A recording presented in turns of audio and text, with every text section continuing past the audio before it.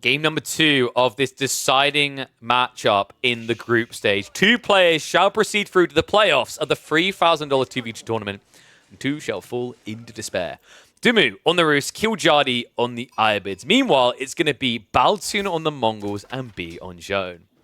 So we're just going to make Kiljardi's life a living hell, aren't we?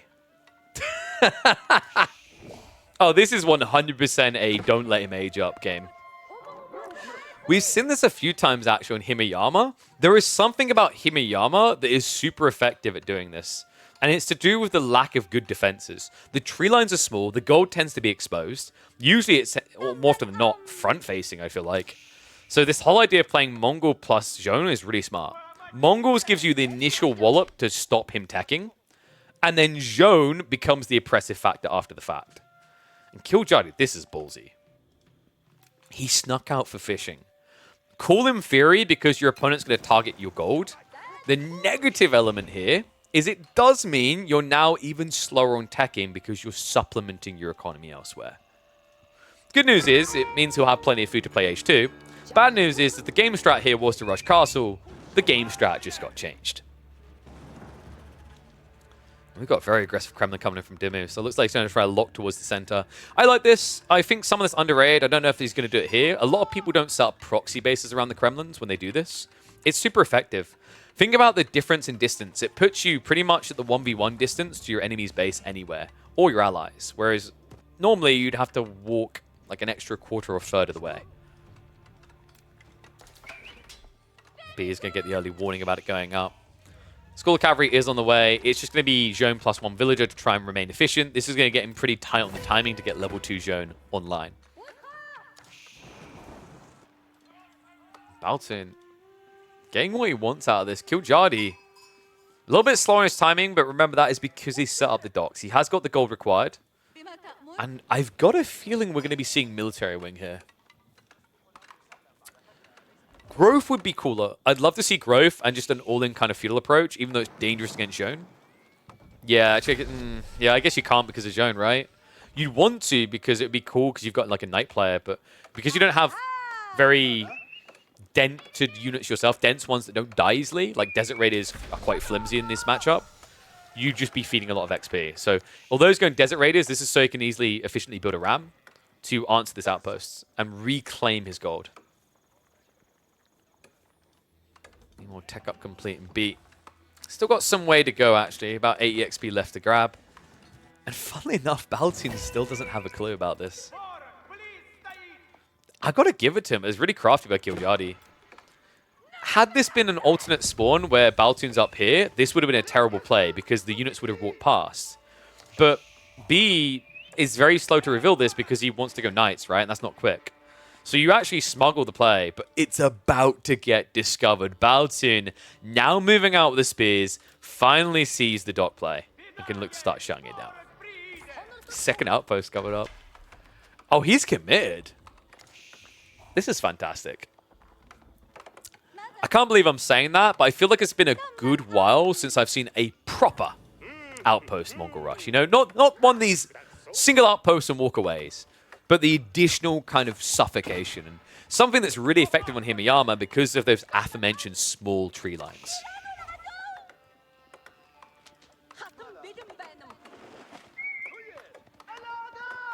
God, just ambitiously diving in as well. Baltun is going Silver Tree, by the way. Works quite nicely. Sometimes Silver Tree can like feel weird depending on the spawn, but I feel like you get consistently good trade post spawns on Himeyama always. Dimu. He's going to be gathering the wood out here. So I thought we were going to be about the hunt, but turns out he prioritizes the wood more. Wooden Fortress at home as well. This is getting a little bit peculiar. I guess it's because he wants to switch over to gathering food here. But the way this is played out has been a little bit costly for him. Remember, he built this Kremlin, and he started to go back and spend 175 wood over here as well. Archer ship is going to get queued up. Looks like the Spearman actually decided to go after the fishing boats instead of the dock itself. And Kiljardi, what? If he loses the fishing boats, this archer ship kind of feels worthless. I mean, you can replace fishing, right? But it's still expensive. So he doesn't finally realize before he loses it.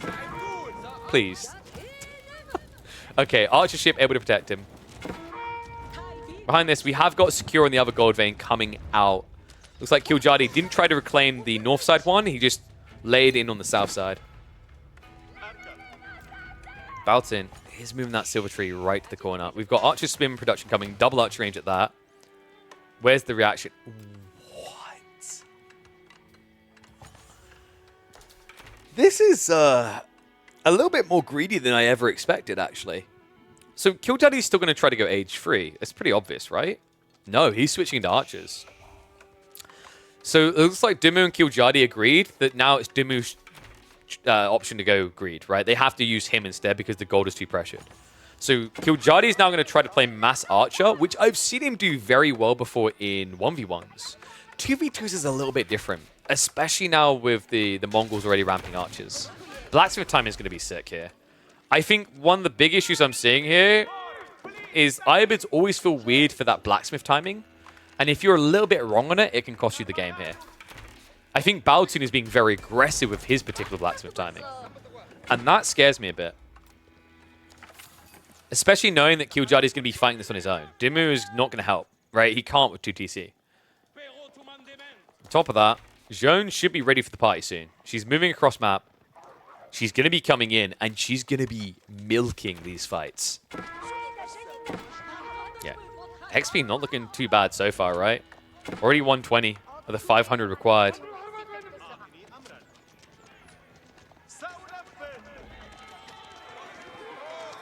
What's the Zerg in AoE for? It's actually not Onabagisha. It's Malians. Malians or Zerg. Zergling would be Onabagisha, yeah. Cleave's coming through, though. And this is Farmville Central. Divine Restoration is still there, by the way. They can't even focus fire down. There's not enough archers here. Kiljadi is in trouble. Outpost also not in range to have the firearm protection either, so not going to last very long here.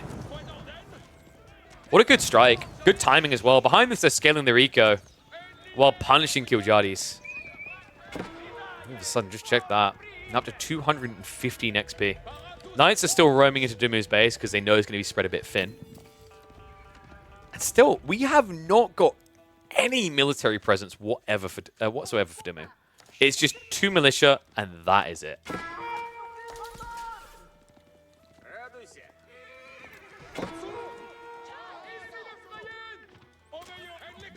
I'll say it's looking really good for being Baltoon right now. Kiljadi, even if he plays a long feudal and masses archers, I'm just not seeing the great deal of value. In theory, if you can get 30, 40 archers together, you can immediately snipe Jeanne, and that removes that threat.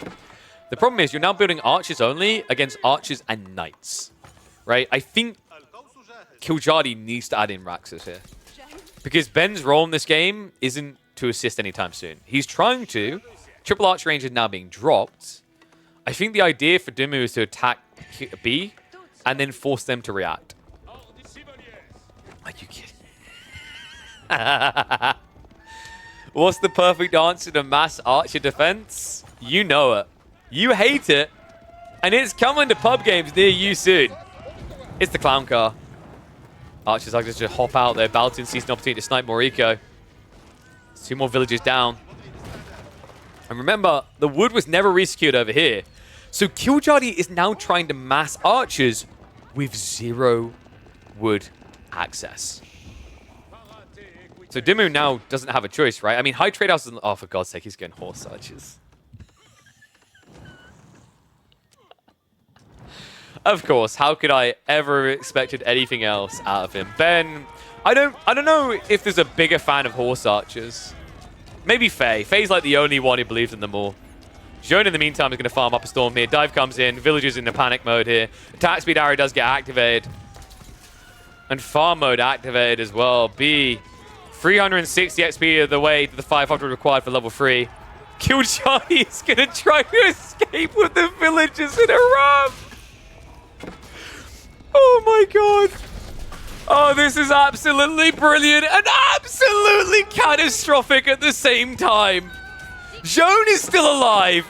He's shivving her down. God. This game is priceless. And all of a sudden, less than 50 XP away. Kiljadi down to 16 economy. Dimmu I hope you have been doing heavier weights than that pitiful 0.5 kg you show on stream, because you have got a big game now to carry.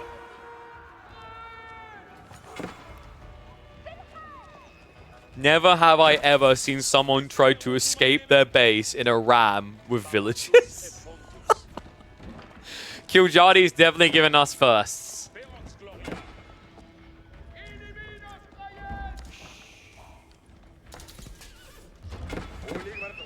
Dalton has got a lot of archers here, so horse archers not going to be that great at first here. Level 3 is hit for Jeanne, which means you're going to have the range damage reduction. And love that. Jeanne's right is super impactful here. 8 ranged armor against those horse archers. Yes, you heard that correctly. This is a better horseman. Not going to get bonus damage against them because it's bonus against crossbows, but still going to hurt to deal with. 15 base damage. And triple ram. I have a feeling we're going to a deciding game here. B and Byzantine are not messing around. 3 rams moving in. Second TC in trouble. Dimmu was also trying to play for relics now. I mean, this horse archer strategy is cool when you're not being attacked directly.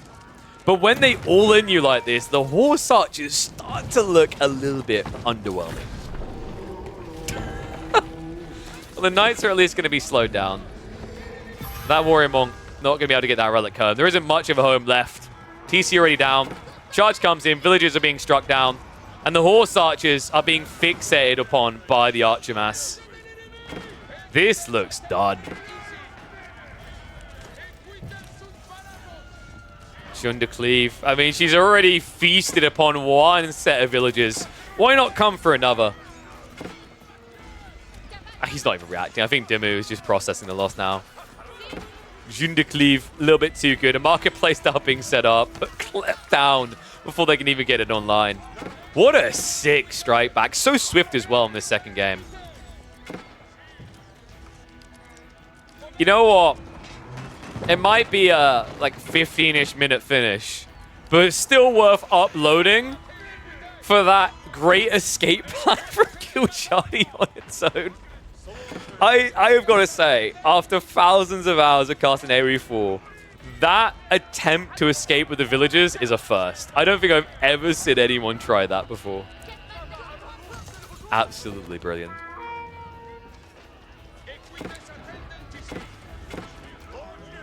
I love how Balton's just stopping off for every little scrap he can get due to the bounty system for the Mongols. B is about ready to go Castle Age. Hasn't got many knights to show for it, but who cares? There's not much of an opponent left to face you here. I love this. Kiljadi's like, yeah, it's time for multi-TC play. As you do. As you do.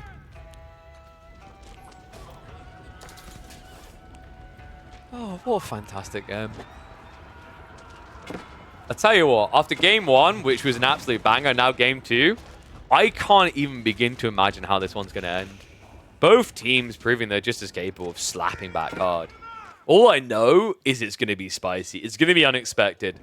And something hilarious has got to happen.